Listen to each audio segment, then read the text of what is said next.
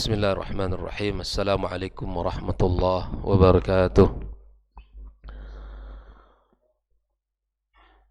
Alhamdulillahirabbil alamin. Wassalatu wassalamu ala nabiyyina al-mursalin wa ala alihi wa ashabihi al-ghurril mayamin.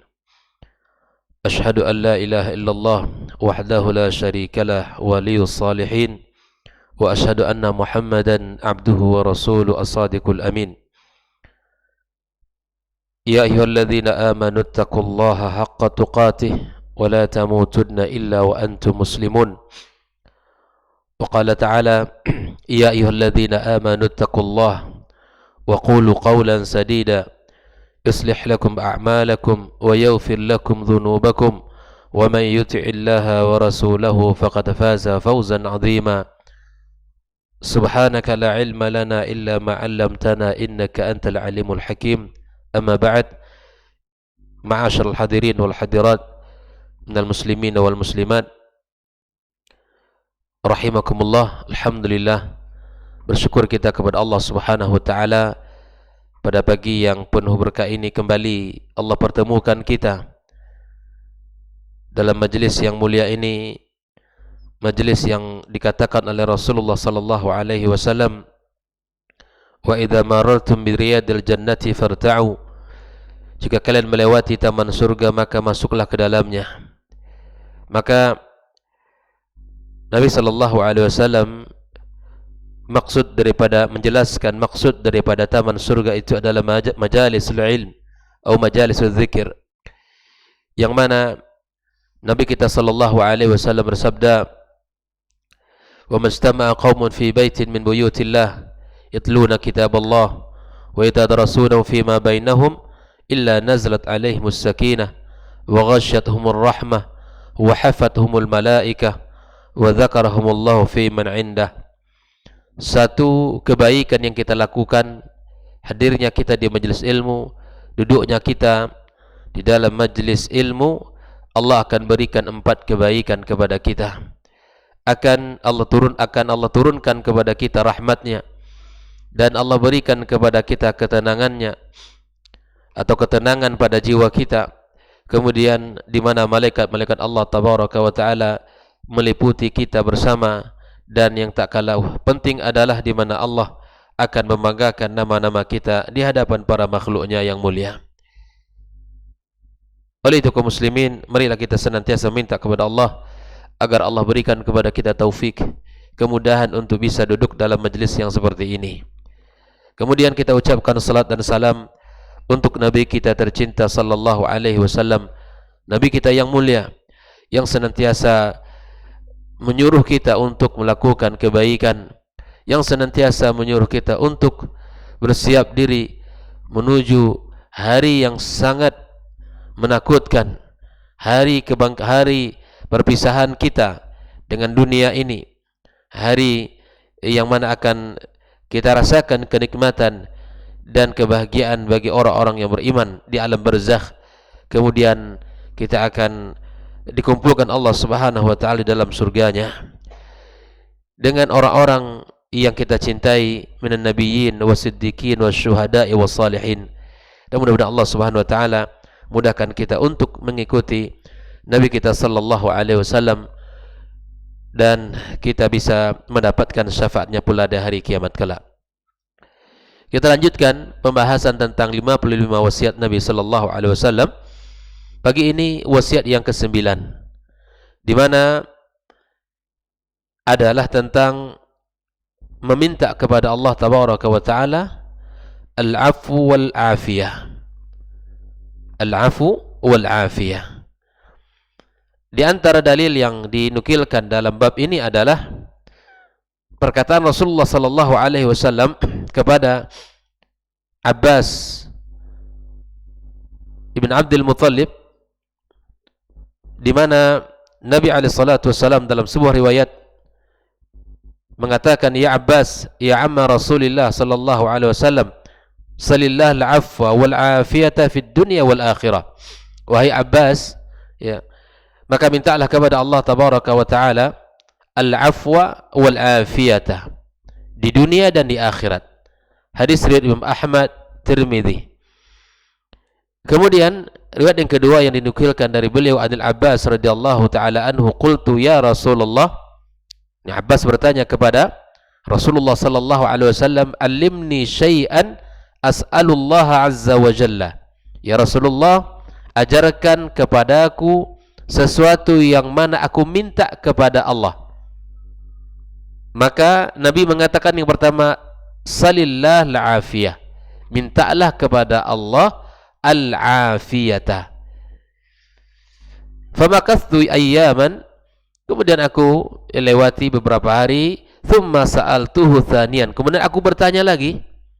Setelah beberapa hari, Abbas radhiyallahu taala anhu dia bertanya lagi kepada Rasul sallallahu alaihi wasallam kedua kalinya. Faqala li ya Abbas ya amma Rasulillah sallallahu alaihi wasallam, sallallahu al-afiyata fid dunya wal akhirah. Maka dari hadis yang mulia ini dapat kita lihat beberapa pelajaran yang sangat berharga dalam kehidupan kita. Yang pertama adalah apabila kita berdoa kepada Allah Subhanahu wa taala, maka jangan pernah tinggalkan doa ini. Di antara doa-doa yang tidak pernah ditinggalkan oleh Rasulullah sallallahu alaihi wasallam, yang selalu dibaca, yang selalu diulang, sebagaimana dalam riwayat Ibnu Umar radhiyallahu taala anhu, dia mengatakan, lam yakun Rasulullah sallallahu alaihi wasallam yad'u haula'id da'awat, di mana Rasulullah sallallahu alaihi wasallam tidak pernah meninggalkan doa-doa berikut ini. Hina yumsi wa hina yusbih, di saat dia berada di pagi hari atau di saat berada di sore hari. Apa doanya? Allahumma inni as'aluka al-afiyata fid dunya wal akhirah. Allahumma inni as'aluka al-'afwa wal 'afiyata fi dini wa dunyaya wa ahli wa mali. Allahumma astur 'aurati. Inilah di antara zikir dan doa yang tidak pernah ditinggalkan oleh Rasulullah sallallahu alaihi wasallam. Yang diminta oleh Nabi alaihi salatu wasallam adalah, ya Allah, sesungguhnya aku minta kepadamu al-'afiyata di dunia dan di akhirat. Dan aku juga minta kepadamu al-afwa wal-afiyata fi dini. Minta kepada Allah Subhanahu wa taala al-afwa wal-afiyata dalam urusan agama, di dalam urusan dunia, di dalam keluarga, urusan rezeki dan harta. Ya Allah, tutuplah auratku. Di dalam riwayat Ibnu Majah terdapat tambahan dalam doanya, Allahumma astur aurati wa amin raw'ati.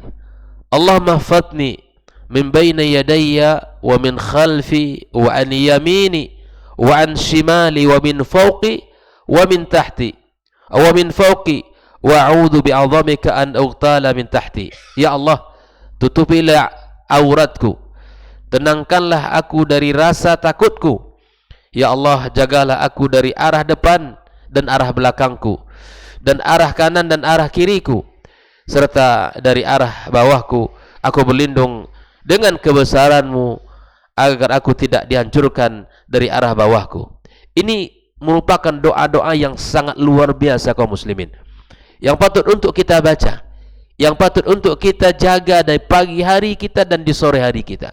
Sebagaimana Rasulullah sallallahu alaihi wasallam ya mengatakan di dalam doanya, Syekh Abdul Razak Al-Badr ya hafizallahu taala mengatakan di dalam doa ini, waqad bada'a sallallahu alaihi wasallam, di mana Rasulullah SAW telah memulai hadzal doa al-azim, doa yang agung ini, dengan apa?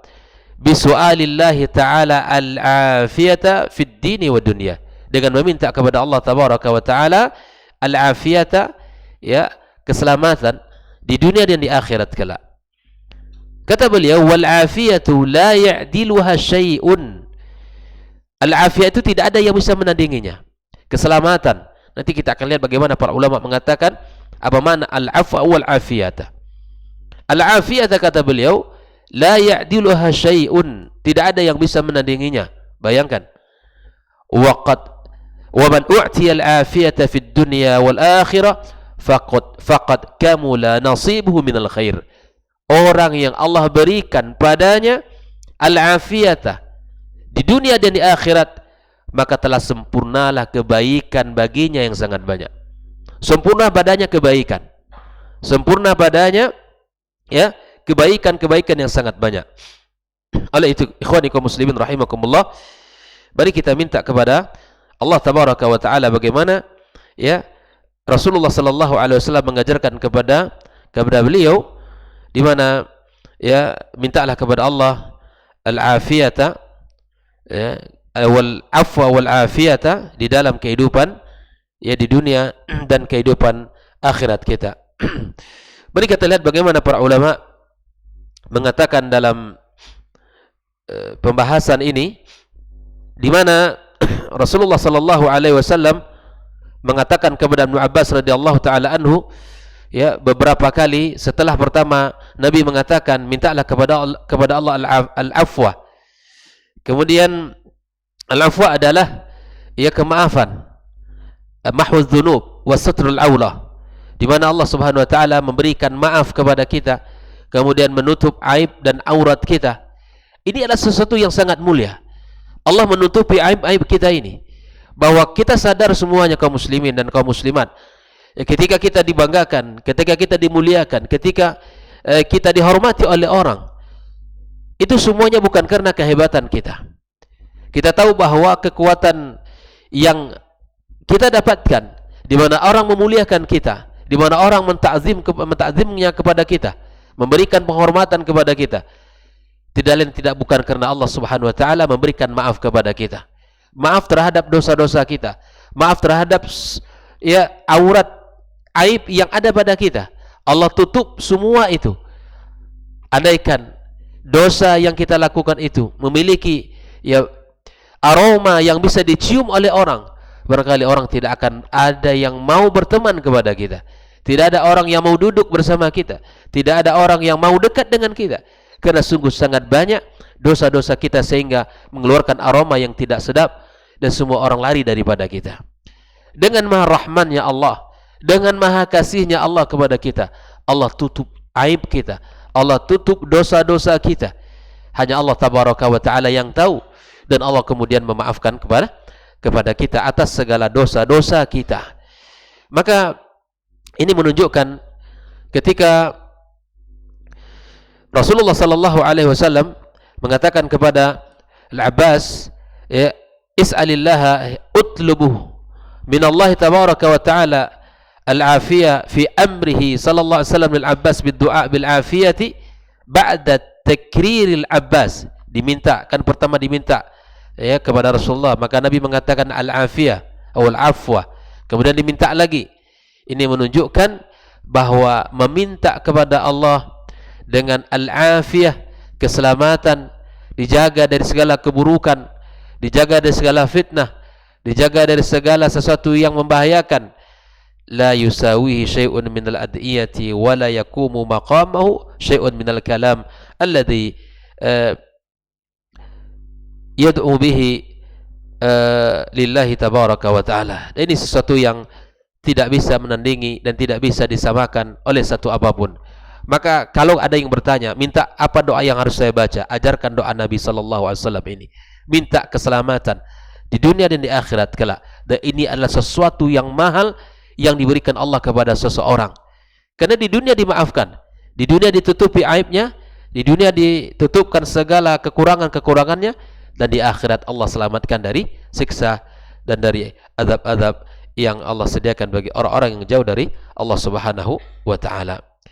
Bahkan Abu Bakar As-Siddiq radhiyallahu taala anhu berkata, ya sallallahu al-afwa wal afiyata, ya mintalah kepada Allah tabaraka wa taala al-afwa wal afiyata, fa inna ahadakum lam yu'ta ba'da al-yaqini khairan min al-afiyati. Kata Abu Bakar As-Siddiq radhiyallahu taala anhu, mintalah kepada Allah al-afwa wal afiyata, karena seseorang ya yang diberikan, tidak ada sesuatu yang paling baik yang diberikan kepada seseorang setelah keimanan adalah al-afiyah, ya, keselamatan, ya, terjaganya kita dari segala keburukan. Maka minta ini kepada Allah. Ya, Allah telah berikan keimanan kepada kita, dan tidak ada sesuatu yang mahal setelah keimanan yang Allah berikan kepada kita daripada al-afiyata ini. Maka itulah di antara wasiat Nabi kita sallallahu alaihi wasallam adalah meminta di dalam doa kita. Minta untuk diri kita, minta untuk anak dan keluarga kita, dan minta untuk kaum muslimin secara umum. Karena ini adalah sesuatu yang sangat berharga dalam kehidupan kita. Nah, Syekh Abdul Razak menjelaskan secara rinci mahwal afu. Al-afu mengatakan mahwuz dzunub wa sitruha, di mana afu adalah diampunkan dosa-dosa kita dan ditutupnya aib-aib kita. Wal afiyah ia ta'minullah li'abdih min kulli niqmatin wa mihnah bisarfi as-su'i anhu wa wiqayatuhu min al-balaya wal asqam wa hifdhuhu min asy-syururi wal atham. Di mana al-afiyah itu artinya adalah Allah Subhanahu wa taala memberikan keamanan bagi seorang hamba dari segala, ya, siksaan, rasa benci, kemudian dari fitnah serta cobaan, yaitu dengan Allah palingkan darinya segala hal keburukan tersebut. Allah palingkan darinya segala keburukan tersebut. Allah jaga diri hamba tersebut dari segala bencana-bencana, serta penyakit-penyakit, ya, serta Allah Subhanahu wa taala menjaga dari segala keburukan dan perbuatan dosa. Adakah kebaikan yang paling sempurna daripada apa yang Allah jauhkan kita dari hal-hal ini? Kaum muslimin, ini adalah sesuatu yang mahal, dan barangkali sering kita lupa di dalam meminta kepada Allah tabaraka wa taala. Kita jaga dan kita memohon kepada Allah Subhanahu wa taala untuk diri kita dan keluarga kita. Kemudian Syekh Abdul Razak melanjutkan bahwa wa amma su'aluhu al-afiyah fi ad-din fa huwa talabul wiqayah min kulli amrin yashinu ad-dina aw yakhillu bihi. Maknanya adalah bahwa permohonan afiyah pada urusan agama artinya memohon kepada Allah Subhanahu wa taala penjagaan dari seluruh perkara yang akan memberikan aib pada agama kita, ya, cacat pada agama kita. Subhanallah, apalagi di zaman fitnah hari ini kaum muslimin, di akhir zaman yang seperti ini sesuatu yang patut untuk kita mohonkan kepada Allah. Karena dijaganya kita di dalam urusan agama adalah hal yang mahal. Penjagaan terhadap agama kita sesuatu yang sangat agung, dan tidak ada yang bisa menjaga agama kita, ya, atas taufik dari Allah tabaraka wa taala. Wa amma fid dunya, maksud beliau, wa amma fid dunya fa huwa talabul wiqayah min kulli amrin yadurrul 'abda fi dunyahu min musibatin aw bala'in aw dharra aw nahwi dhalik. Ya, adapun meminta al-'afwa di dunia maksudnya adalah memohon penjagaan dari semua hal yang membahayakan urusan dunia kita, seorang hamba, berupa musibah, bencana, dan perkara-perkara yang membahayakan, ya, serta meminta pertolongan kepada Allah Subhanahu wa taala atas segala dijaga atas segala kesulitan-kesulitan, kesempitan-kesempitan, dan segala sesuatu yang bisa mendatangkan siksa Allah tabaraka wa taala. Ikhwani kaum muslimin rahimakumullah, inilah, ya, di antara nasihat dan wasiat Rasulullah sallallahu alaihi wasallam.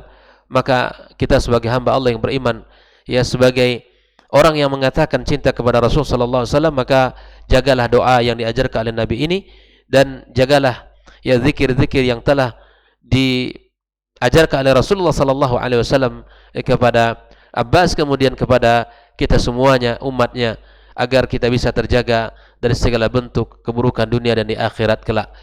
Dan ini adalah sebuah, ya, amalan yang sangat penting untuk kita jaga dalam kehidupan kita, sehingga, ya, Allah Subhanahu wa taala memalingkan dari kita segala keburukan-keburukan, fitnah-fitnah, dan segala bentuk mara bahaya yang akan membahayakan agama dan dunia kita.